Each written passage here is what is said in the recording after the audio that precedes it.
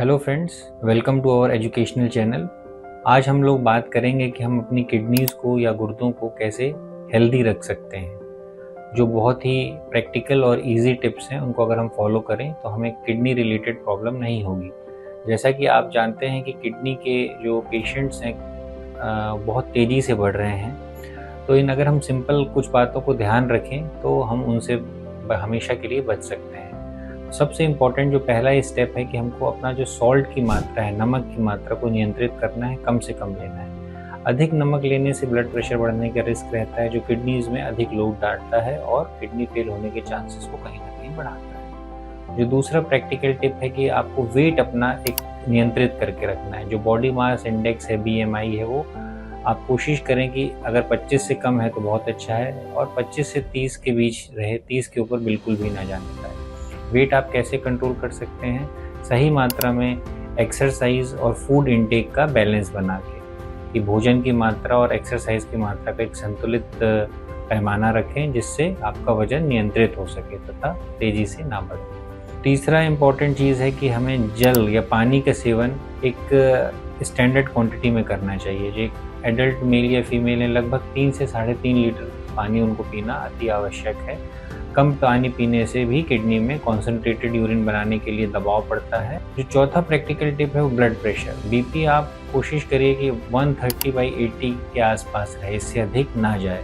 BP बढ़ने से kidneys को पे गलत असर पड़ता है और हमें पूरा प्रयास करना चाहिए कि हमारा बीपी नियंत्रित रहे। जो नेक्स्ट है कि ब्लड शुगर कंट्रोल। जो शुगर की मात्रा है वो भी अगर कंट्रोल में रहेगा तो किडनीज में कुप्रभाव नहीं पड़ेंगे। किडनी फेल होने के जो मुख्य कारण है वो डायबिटीज़, मोटापा, हाइपरटेंशन ही है।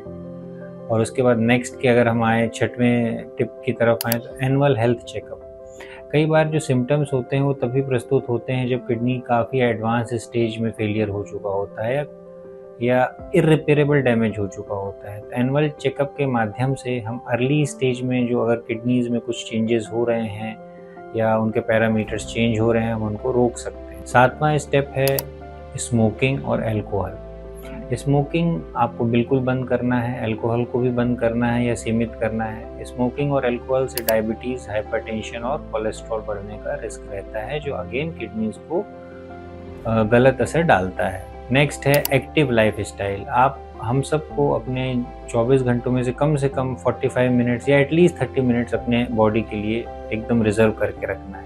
उस दौरान हम walking, jogging, gym, brisk walking, yoga, जो आपको सूट करे, आपकी हेल्थ, आपकी बॉडी, आपकी सोसाइटी या जो बेस्ट सूटेड है वो आपको करना है, लेकिन कुछ ना कुछ फिजिकल एक्टिविटी जरूर करना है। 9वां पॉइंट है कोलेस्ट्रॉल। कोलेस्ट्रॉल को हमको सीमित मात्रा में रखना है, उसको एक लेवल के ऊपर बढ़ने नहीं देना है।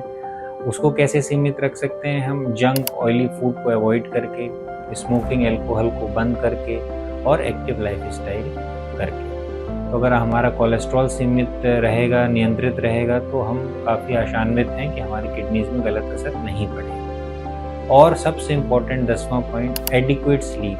नींद की मात्रा आपको एक पर्याप्त ड्यूरेशन के लिए लेनी है। ऐसा माना जाता है कि 7 से 8 घंटे की नींद बहुत ज़रूरी होती है, और उसी में फिर हमारा दिमाग अच्छे से काम करता है और हमारा जो सारे अंग हैं उनमें किसी प्रकार का गलत असर नहीं पड़ता है। नींद अच्छी आने के लिए क्या टिप्स हैं? मोबाइल से सोने के पहले आप मोबाइल से कम 1 घंटा पहले एकदम दूर हो जाए। लेट कर बहुत हमने देखा है, पाया गया है कि लोग सोते वक्त मोबाइल स्क्रॉल करते रहते हैं, रील्स देखते रहते हैं।